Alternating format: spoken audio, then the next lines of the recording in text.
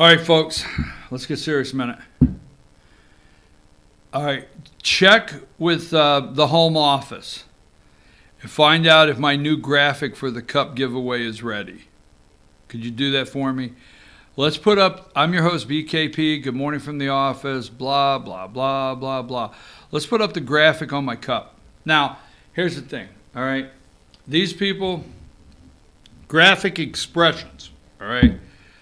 I love these. You know what? I almost said I love these guys. They would be okay with that. I do. I love these ladies. They're up there at Graphic Expressions. They do a great job. So they just gave it to me, just presented it to me. I mean, I was like, wow. Check it out. It has our new logo on there, FYN. That's our new brand. So I thought to myself, it's getting to be Christmas time. I need to come up with a gift. I'm not rich, so I can't like do the Sean Hannity thing or give away 900 books or something. The book that I haven't written yet. Oh, don't you think I'm not writing a book? That being said, I said, you know what? I'm going to start out first year with 20. Now, we're doing a couple promos. I haven't blasted out on the internet yet. Want to hear Merry Christmas. So you got to text me at 706-889-9700. I have your text. You don't have to do it again. If your number shows up, I have it. Some of you have texted twice. Some of you have texted twice from two different numbers, and I caught it. No, it's a joke. It's a joke. Anyhow, it's an we have launched an investigation. I'm like Adam Schiff. We have two numbers that we think is coming from the same place. We think you're carrying two cell phones. So we are running an investigation now. Our forensic department. Oh, God, I got to move along. I'm having too much fun this morning. I'm in a good mood. Merry Christmas to BKP, FYN. You got to say Merry FYN. Somebody wrote FYN in staff. Love it. I could take that. That's good. But you send that. I'm going to send 20 cups. Tom at Fort Lauderdale. I'm waiting to get all the stuff together at one time. Yours is on the way. I'm going to send 20 cups out. And it's just a thank you to the viewers. And, you know, next year I might have the money for 40 cups. I might give 1,000 away next year. But, damn it, we got to start somewhere. We're going with 20 cups. I can't even do the little cup giveaway nice. I can't even keep control for, like, to give away a cup. What the hell's wrong with me some days?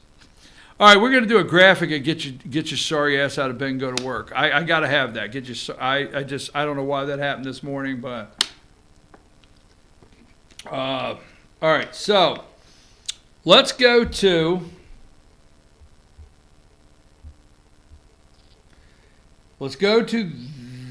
this first. Maybe I shouldn't. Let's see. Let me pull up the article. This may not want to be.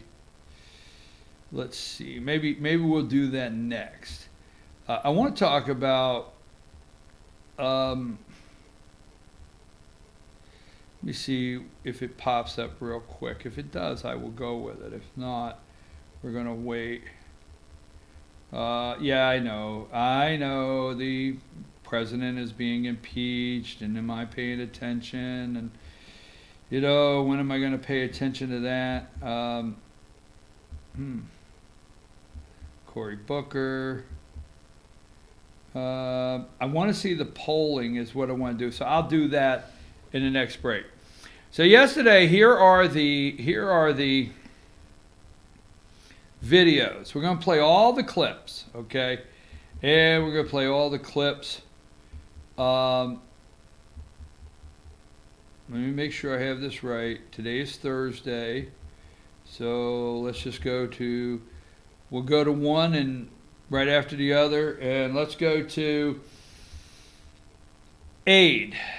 Holding aid. Let's go to Representative Ratcliff gets under Secretary Hale to admit U.S. aid was withheld, the Twitter video. You know what I'm talking about? Play it. In the past year, was aid withheld from Pakistan? Yes, sir. Why was aid withheld from Pakistan? Because of unhappiness over the policies and behavior of the Pakistani government toward certain proxy groups that were involved in conflicts with the United States. And in the past year, was aid also withheld from Honduras? Aid was withheld from the three states in northern Central America, yes. In the past year, was aid withheld from Lebanon? Yes, sir. And when aid was first withheld from Lebanon, were you given a reason why it was withheld? No. So having no explanation for why aid is being withheld is not uncommon. I would say it is not the normal way that we function. But does happen. It does happen. All right, two takeaways. It's not the normal way we function. In fact, you need to remember, and when I say it like this, I don't know how I'm coming across. The normal way we function is the reason, or what they call the normal way they function is the reason you voted for Donald Trump. Exactly what Hale said, exactly is the reason you voted for Donald J. Trump in the first place. That's not the exact way we do this.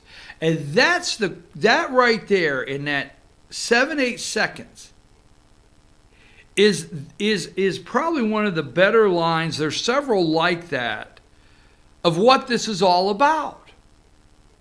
It's not illegal. The President of the United States has every right under the Constitution to do what he's doing. He does not have to do it through channels that have been laid out by bureaucrats throughout the years that created agency after agency after agency. Do you realize what they're upset is Donald Trump did not follow the agency after agency after agency, but he did not break the law according to the Constitution, and he's upholding his oath of office to withhold taxpayer money in corruption. And Pakistan, Lebanon, did he say? There's been aid was upheld, but it's not the way we normally do it. That's it right there. Let's go to a couple more clips. And these are so easy. All right, these are every one of these, okay? Every one of these. No matter what they say. Okay, let's go to the clip that has Sonland ties Trump, Pence, Pompeo, and Ukraine pressure to campaign. Do you have that one? Roll it.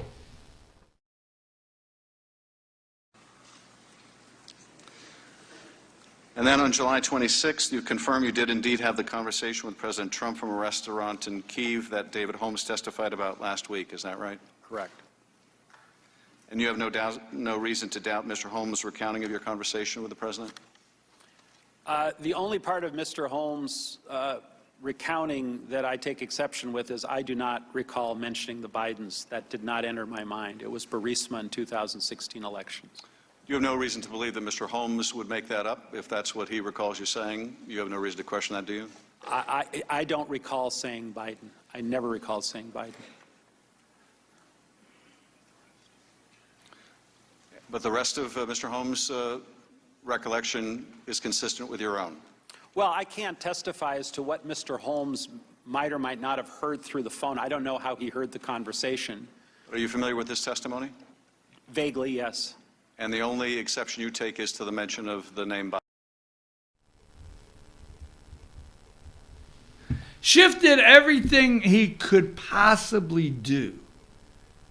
Everything to try to get Sonland to confirm Holmes's telephone call or Holmes' account. Because let's play the second one on that. I think on that one I have down 2, right? Roll the second one, then we'll talk about it a little bit.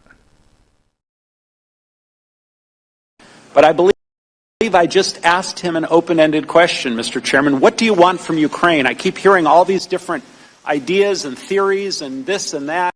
What do you want? And it was a very short, abrupt conversation. He was not in a good mood. And he just said, I want nothing. I want nothing. I want no quid pro quo. Tell Zelensky to do the right thing. Something to that effect. Now that should have made Spike Lee happy. Do the right thing.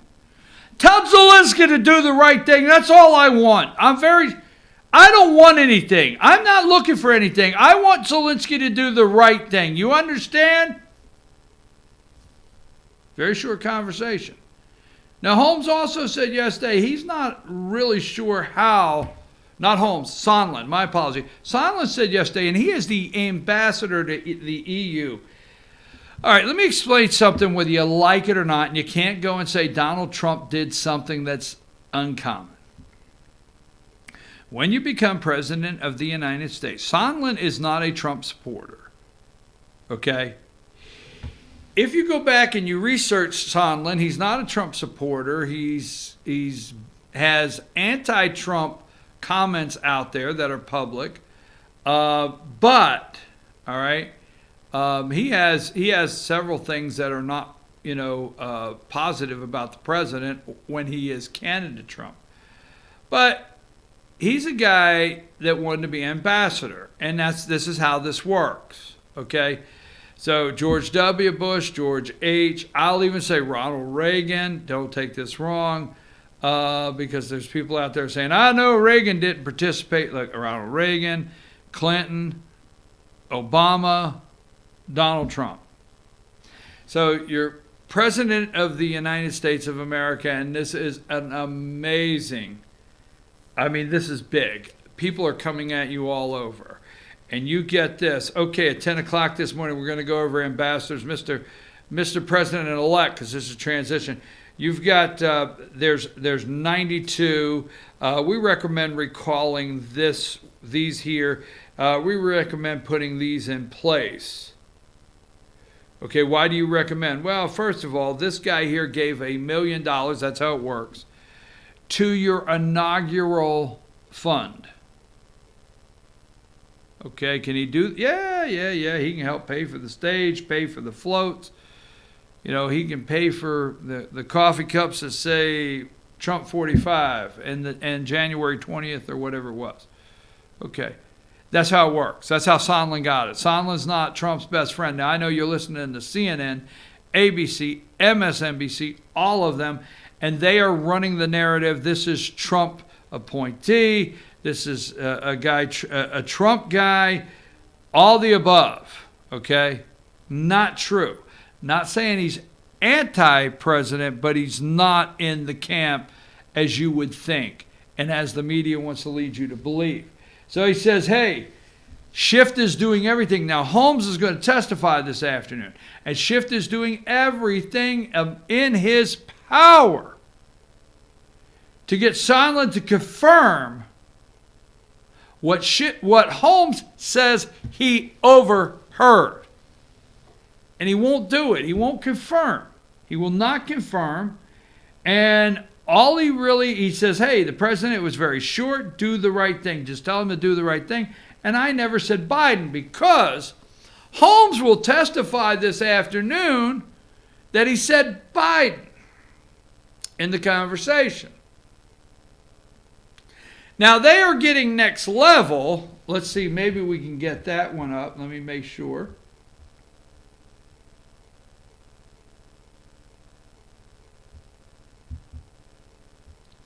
Let's see what this one is. I don't want that one yet. Hold on there, Baba Louie.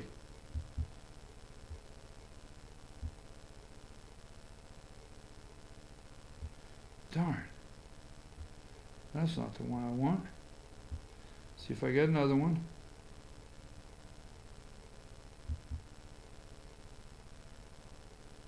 Hold on. I know I have another one up here I wanted. I know I've sent more videos. There's all right, maybe I didn't. Let's go with the next one. All right, I don't want Joe Biden. I don't want the one that says Joe Biden. I want the next video.